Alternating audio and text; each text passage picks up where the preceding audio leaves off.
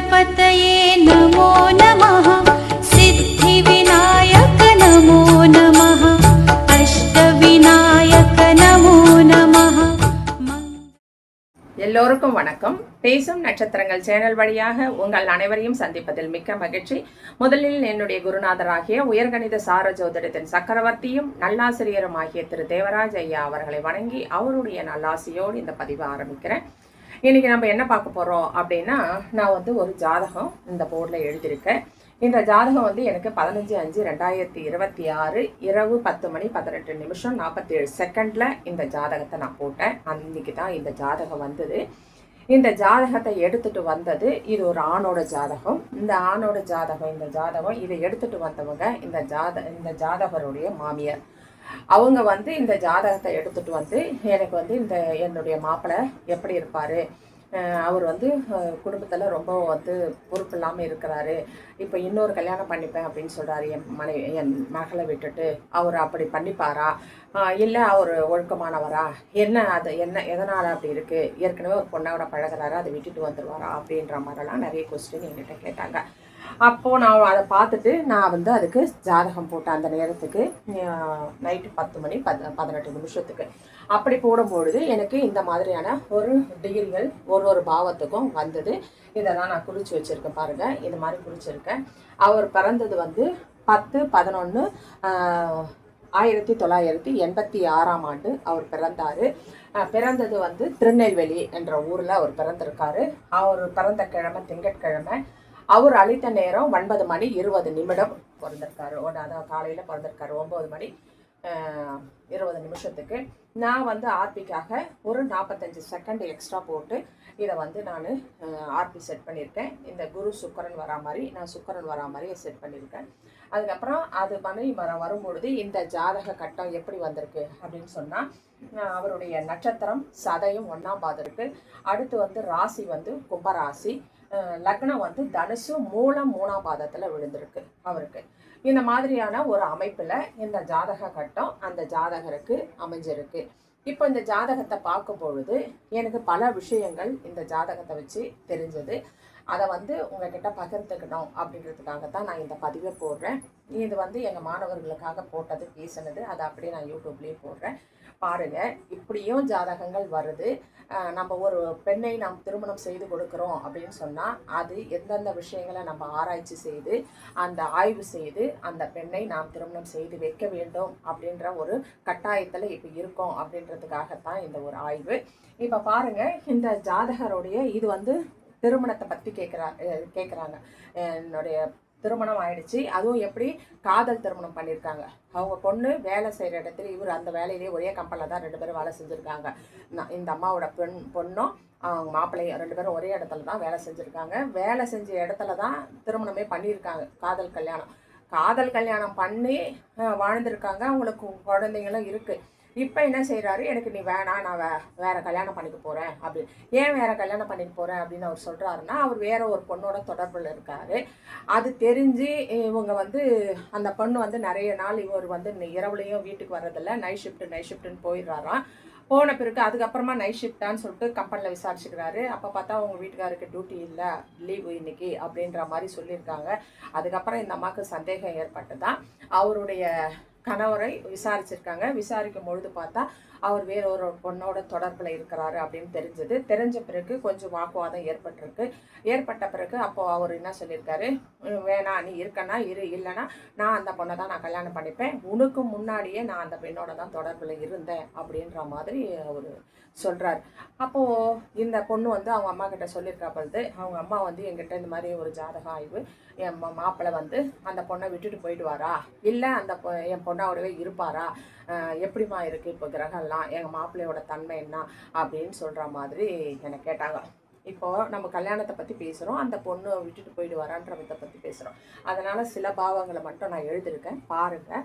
இவருடைய லக்ன பாவம் என்பது 1ஆம் பாவம். அதுதான் அவருடைய கேரக்டர், அவருடைய எண்ணம், அவருடைய செய்கை, எல்லா விஷயத்தையும் நம்ம அவருக்கு சொல்லக்கூடிய விஷயம். சரிங்களா? அப்படி இருக்கும்போது லக்ன பாவம் 1, 3, 5, 7 வருது. அது எப்படின்னா பாவமனை ராகுவா வர்றாரு. ராகுவா வந்தாலே இந்த மாதிரியான பெண்கள் விஷயத்துல தவறுதலாக நடப்பார் அப்படின்றத நம்ம ஆணித்தரமாக தெரிஞ்சுக்கலாம். அதுவும் ராகு கையில் வச்சிருக்க பாவம் பாருங்க 1 3 7 1 3 7 அப்படின்னும் போது லக்னம் 3 என்பது மாறிக்கொண்டே இருக்கக்கூடியது, 7 என்பது கம்யூனிகேஷன். அந்த மாதிரி மாற்றத்தை தந்து கொண்டே இருக்கும் இந்த ராகு. அது ராகுவை வச்சு அதனுடைய ஸ்டார் லார்டு எப்படி வந்திருக்கு அப்படின்னா 2 5 8 வந்திருக்கு. அப்போ 2 5 8ன்னு வரும்பொழுது இந்த குடும்பத்தில் வாக்குவாதம் பண்ணணும், காதல் இருக்கணும், எல்லாமே ஏதோ ஒன்று பேசினே இருக்கிற மாதிரி பிரச்சனை. புதன் வரும்பொழுது இங்கே பாருங்க, இதுதான் ரொம்ப முக்கியம். புதன் அப்படின்னு வரும்பொழுது அந்த புதன் எதை காட்டுது அப்படின்னா, இந்த பொண்ணு ஒருத்தராக கூட அவர் பழகிக்கிறாரு, திரும்பவும் கல்யாணம் பண்ணி போகிறேன்னு சொல்கிறேன் இல்லைங்களா, அது யார் அப்படின்னா அவங்க மாமா பொண்ணு. உறவுல தான் அவர் இது மாதிரி பண்ணியிருக்கார். ஃபஸ்ட்டு முதல்லையே அவர் வந்து அந்த பொண்ணை திருமணம் பண்ணியிருக்கலாம். ஆனால் அவர் வீட்டில் சொல்லலை, அந்த மாமா பொண்ணை கல்யாணம் பண்ணிக்கணுன்ற எண்ணத்தை சொல்லலை. அந்த மாமா பொண்ணும் இவர்கிட்ட எதுவும் சொல்லாமல், வெளியில் சொல்லாமல் இவங்களுக்குள்ள உறவுலேயே இருந்திருக்காங்க. இந்த பொண்ணை கல்யாணம் பண்ணுறதுக்கு முன்னையே அந்த பொண்ணை வேறு இடத்துல வந்து திருமணம் செஞ்சிட்ருக்காங்க. செஞ்சு அதுக்கப்புறம் அவங்க குடும்பத்தில் ஏதோ பிரச்சனையாகப்பட்டு அந்த ஏற்கனவே திருமணமான மாமா பொண்ணை இவர் வச்சுட்டுருக்காரு. சரிங்களா? அப்போதுலேருந்தே இவங்களுக்கு அந்த மாதிரியான ஒரு தொடர்போடு தான் இந்த பெண்ணையே அவர் காதலிச்சு கல்யாணம் பண்ணியிருக்காரு. 2 பேரும் வேற வேற குடும்பம் வாழறாங்க, ஆனால் 2 பேரும் ஒன்றா இருக்கிற மாதிரியான ஒரு ஜாதக அமைப்பு இது.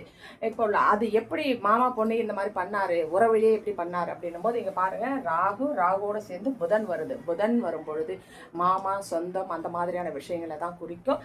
அங்கே வந்து குடும்பம் என்கின்ற 2 இருக்கு, 5 என்கின்ற காதல் இருக்கு, 8 மறைவு இருக்கு. மறைமுகமாக காதல் செய்து அங்கே குடும்பம் நடத்தி கொண்டிருக்கிறார் இந்த ஜாதகர். இது தெல்ல தெளிவாக வெளிச்சம் போட்டு காட்டுது லக்ன பாவத்தை பார்க்கும் பொழுதே. அடுத்து வந்து ராகுவாகவே அது செயல்படுத்துகிற பாவம் கொண்டு 1 3 7 இறுதி தொடர்பு 1 3 5 7 ஸ்ட்ராங்காக நிற்குது. அப்போது அன்னையிலிருந்து என்ன வரலும் அவர் பிரியாமல் அந்த பெண்ணோடவும் உறவு வச்சுருக்காரு. காதலிச்ச இந்த மனைவியை வச்சதில் கல்யாணம் பண்ணின்னு அந்த பொண்ணா கூடவும் உறவில் இருக்கிறாரு. அந்த மாதிரி ஒரு கள்ளத்தொடர்போடு இருக்கக்கூடிய ஒரு ஜாதக அமைப்பு. சரி, லக்னமானா லக்னம் மட்டும் இல்லை, 3ஆம் பாவமும் அதே 1 3 5 7 தான். அதுக்கப்புறம் 7ஆம் பாவமும் அதே 1 3 5 7 தொடர்போடு தான் இருக்குது. இவருடைய சிந்தனை 5ஆம் பாவமும் இவருடைய சிந்தனை எல்லாமே வந்து இவர் 2 பொண்ணுங்களை மட்டும் இல்லை, சாதாரணமாக எந்த பொண்ணுகளை பார்த்தாலும் இவர் வந்து கொஞ்சம் கேலி பேசுறது, அவங்கள வந்து கொஞ்சம் நிறைய சிரித்து பேசுறது, பெண்கள்னால் அவருக்கு ரொம்ப பிடிக்கும் அப்படின்ற மாதிரியான ஒரு கான்செப்டில் அவர் வாழ்ந்திருக்காரு. ஆனால் 2 பொண்களோட உறவில் இருந்திருக்காரு. இப்போதான் தெரியும் இந்த மனைவிக்கு அவர் வந்து வேற ஒரு பொண்ணோட, அதுவும் அவங்க சொந்தக்கார பெண்ணோட இருக்காரு. அந்த பொண்ணுக்கு திருமணம் ஆயிடுச்சு, திருமணமான பொண்ணோட இருக்காரு அப்படின்றது தெரியுது. ஆனால் அந்த பொண்ணோட கணவர் இல்லை, அவர் எங்கேயோ வெளியூரில் இருக்காராம், வெளிநாட்டில் இருக்காராம். அந்த பொண்ணோட கணவர் இல்லை, ஆனால் அந்த பொண்ணோட இவர் உறவில் இருக்கார்.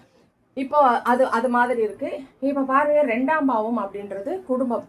இவருடைய குடும்பம் எப்படி இருக்குன்னா, இவருடைய குடும்பம் 5 9 5 என்கின்ற காதம் இருக்கு, 9 என்கின்ற கள்ளத்தொடர்பும் இருக்கு. இப்போ இவருடைய குடும்பத்தை பார்த்தீங்கன்னா கள்ளத்தொடர்போடவே வாழக்கூடிய வாழ்க்கை இந்த ஜாதகருக்கு இயற்கையாகவே அமைஞ்சிருக்கு இவருடைய ஜாதகத்துல. அதுக்கப்புறம் வந்து 8ஆம் பாவம், 7க்கு 8ஆம் பாவம் என்பது இந்த ஜாதகருடைய மனைவி ஸ்தானம் எல்லாமே சொல்கிறோம் இல்லையா, அந்த மாதிரி 5 9 அதுவும் மறைமுகமான விஷயங்கள்லாம் பண்ணும்பொழுதும் இவர் வந்து மறைமுகமாக அந்த பெண்ணோட காதலில் கல்யாணத்தில் உறவுல இருக்காரு அப்படின்றதும் அந்த இடத்துல காட்டுது. அதுக்கப்புறம் பார்த்தீங்கன்னா 11ஆம் பாவம் 9 11 தொடர்பு கொள்கிறது. 12 என்றது அயன சயன போகம், அதுவும் வந்து 9 11 அப்படின்றது தொடர்பு கொள்ளுது. ஏன்னா இவருக்கு இந்த கள்ள தொடர்பு மூலம் திருப்தி கிடைக்குது அப்படின்னு சொல்லிட்டு அவர் முடிவு பண்ணி அந்த திருமணமான பெண்ணானாலும் மாமா பொண்ணை அவர் விடாமல் அந்த பெண்ணோட உறவில் இருக்காரு இந்த ஜாதகர். சரி, இப்படி இருக்கிறாரே, இவர் இப்போ மாறுவாரா அப்படின்னா கிரகங்கள்லாம் பார்த்துருங்க. கிரகங்கள் வந்து சூரியன் 9 11 வச்சிருக்கு. சூரியன் ஒரு ஆத்மகாரகன், மன தைரியம் எல்லாமே இருக்கும். அங்கேயே வந்து 9 11 அப்படின்னு இருக்கு. அங்கேயே பொறுப்பில்லாத தன்மையோடு இவர் இந்த தொடர்போடு இவர் திருப்தி அடையக்கூடிய மனுஷனா இருக்கிறாரு. அடுத்து வந்து சந்திரன் 1 3 11 அது மாறுகின்ற தன்மையில இந்த சந்திரனுடைய எண்ணமும் இருக்கிறது. அடுத்து புதன் வந்து தாய் மாமன் மாமா உறவு எல்லாத்தையும் சொல்லும். அது வந்து இரட்டைத்தன்மை எல்லாமே. அப்போ இது வந்து 5 9 வச்சிருக்கு. அடுத்து சனி வந்து 9 11 வச்சிருக்கு. ராகு 1 3 5 7 வச்சிருக்கு. செவ்வாயும் கேதுவும் மட்டும்தான் 1 7 10 தொடர்பு கொண்டிருக்கு. இந்த மாதிரி கிரக அமைப்புல இந்த ஜாதக அமைப்பு அமைஞ்சிருக்கு. அவருடைய கேரக்டர் இதுதான். சரி, இவர் எவ்வளோ நாளைக்கு இந்த மாதிரி இருப்பார், இனிமேலாவது மாறுவாரா அப்படின்னு சொல்லி பார்ப்போம். முதல்ல அவருக்கு தசை. இந்த தசை வந்து தொடங்குறது எப்போ அப்படின்னு சொன்னால் ராகு தசை. ராகு தசை வந்து கரெக்டாக 13 வயசு வரை, குழந்தை பிறந்ததுலேருந்து 13 வயசு வரையில் இவருக்கு வந்து ராகு தசை நடந்திருக்கு. ராகு தசை வந்து 1, 3, 5, 7 அப்படின்னு சொல்லிட்டு தொடர்பு கொண்டிருக்கு. சரிங்களா? அடுத்து வந்து குரு தசை வரும்பொழுது அவர் 13 வயசுலேருந்து 29 வயசு வரையிலும் குரு தசை வந்திருக்கு. இந்த குரு தசை 1, 7, 10 அப்படின்னு சொல்லி வர்றதுனால தான் இவங்க காதலிச்ச பொண்ணை, அந்த மாமா பொண்ணை விட்டுட்டு மாமா பொண்ணை உறவுல இருந்திருக்காரு. ஆனால் அவங்க வந்து வேற இடத்துல கல்யாணம் பண்ணி கொடுத்துட்டாங்க மாமா பொண்ணை. இவருக்கு முன்னே மாமா பொண்ணை கல்யாணம் பண்ணி கொடுத்துட்டாங்க. இவருக்கு திருமணம் ஆகிறதுக்கு முன்னே அவங்களுக்கு திருமணம் ஆயிடுச்சு. 2 பேருமே அந்த உறவை வெளியே சொல்லாமல் இருந்திருக்காங்க. அது திருமணம் ஆகி போயிடுச்சு அந்த பொண்ணு. அதுக்கப்புறமா இவர் கம்பெனி வேலை விஷயமா கம்பெனிக்கு வந்திருக்காரு. கம்பெனிக்கு வந்த இடத்துல அந்த கம்பெனியில் வேலை செய்கிற பொண்ணையே காதலிச்சு இவர் 2வது கல்யாணமும் பண்ணினார். அது வந்து 29 வயசு குரு தசையில் கல்யாணம் பண்ணிக்கினார். அப்போ தசை வரலும் கொஞ்சம் அமைதியாகவே இருந்தார். 29 வயசு வரலும் அமைதியாக இருந்தாருன்னா பெரிய பிரச்சனை இல்லை. அந்த பொண்ணு கல்யாணம் ஆன பொண்ணு அவங்க குடும்பத்தோட இருக்குது. இவர் கல்யாணம் பண்ணி இவர் குடும்பத்தோட இருந்திருக்காங்க. கல்யாணத்துக்கு முன்னே தொடர்பில் இருந்தாங்க. கல்யாணத்துக்கு அப்புறம் 2 பேரும் ஒரு 10 வருஷம் கிட்டத்தட்ட கொஞ்சம் ஒழுக்கமாக அவங்க 2 பேரும் குடும்பத்தை பார்த்துருக்காங்க அப்படின்னு நான் நினைக்கிறேன். இருந்திருக்காங்க. அதுக்கப்புறமா சனி தசை வந்தது. சனி தசை 29லேருந்து இப்போ நடந்துக்கிற தசை 48 வயசு வரலாம் இருக்குது. ஜாதகருக்கு இப்போ 39 வயசோ என்னவோ நடக்குது. இப்போ இந்த நடப்பு தசை வந்து சனி தசை. அது 9, 11 வச்சு நடத்துது. இப்போ தசை நடத்தும் பொழுது அந்த பொண்ணும் இல்லை, அவங்க வீட்டுக்காரர் வெளியே போயிட்டார். அந்த பொண்ணு தனியாக இருக்குது. இவரும் வந்து இப்போ அந்த பொண்ணோட தொடர்பில் இருக்காரு. இப்போ அந்த பொண்ணுக்கு நிறைய விஷயங்கள் இந்த கட்டின மனைவிக்கு தெரிய ஆரம்பிச்சு சண்டை ஏற்பட்ட உடனே இப்போ கேட்டால் அவர் என்ன சொல்கிறாரு, நான் வந்து உனக்கு முன்னையே அந்த பொண்ணை தான் காதலித்தேன், நான் அந்த பொண்ணோட தான் இருந்தேன், நான் வேணா நீ போ, வேணா நான் அந்த பொண்ணை தான் கல்யாணம் பண்ணிப்பேன் அப்படின்ற மாதிரி இப்போ வாதாடுறாரு. இப்போ நம்ம என்ன சொல்ல முடியும் சொல்லுங்கள்? ஏன்னா இந்த தசை வந்து 9, 11 வச்சு நடத்துது. 9 என்பது 2ஆம் திருமணம் அப்படின்ற மாதிரி நடத்துது.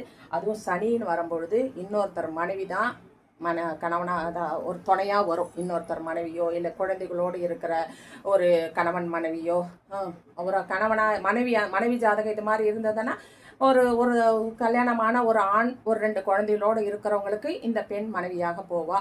இல்லைன்னா கல்யாணமான ஒரு ஆணுக்கு இந்த குழந்தை இல்லைனாலும் கல்யாணம் ஆன ஆணுக்கு மனைவியாக போவா.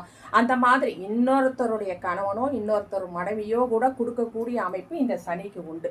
அப்படி சனி அந்த 9, 11 தசையை வச்சு நடத்துறதுனால பழைய தொடர்பு இவங்களுக்கு ஏற்பட்டு இப்போ அந்த பொண்ணையே நான் கல்யாணம் பண்ணிப்பேன் அப்படின்ற நிலைமையில இந்த ஜாதகர் நிற்கிறாரு.